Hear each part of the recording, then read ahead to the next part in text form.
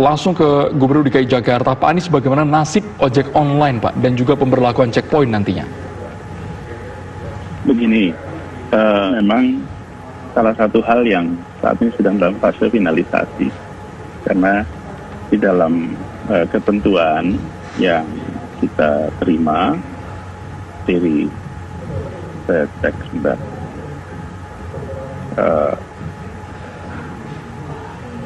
dalam peraturan menteri memang tidak mengizinkan ojek untuk mengangkut orang. Tapi tadi kami sudah bicarakan, karena kami melihat dari hasil komunikasi dengan para pengelola ojek, mereka memiliki protap yang bisa diterapkan untuk kaitan dengan COVID-19. Jadi kalau protap itu dilaksanakan dengan baik, maka sesungguhnya ojek pun bisa tetap beroperasi.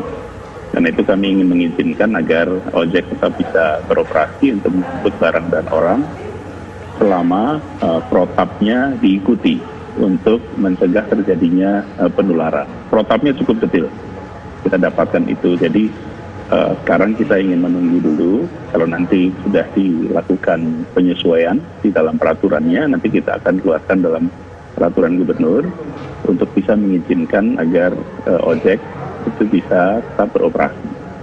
Sejauh ini positif, jadi kita nanti insya Allah akan tetap mengizinkan agar ojek bisa beroperasi sehingga mereka bisa melakukan delivery dan lain-lain. Lalu kemudian kedua, terkait dengan checkpoint, sesungguhnya bukan checkpoint, tapi akan ada patroli di banyak tempat. Perlu saya sampaikan di sini bahwa kegiatan-kegiatan yang sifatnya mengumpulkan orang itu tidak diizinkan, karena itu berpotensi menularkan. Lalu yang diizinkan adalah kegiatan yang tidak harus mengumpulkan orang banyak.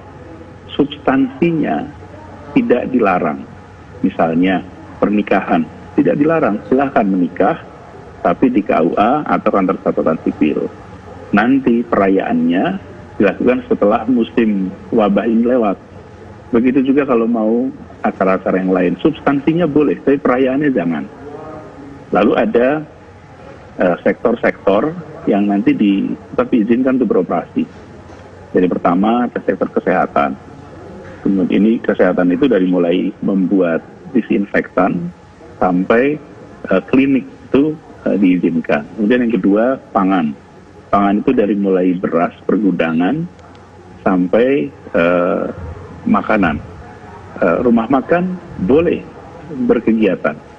Yang tidak boleh adalah mereka harus memberikannya dalam bentuk bungkus.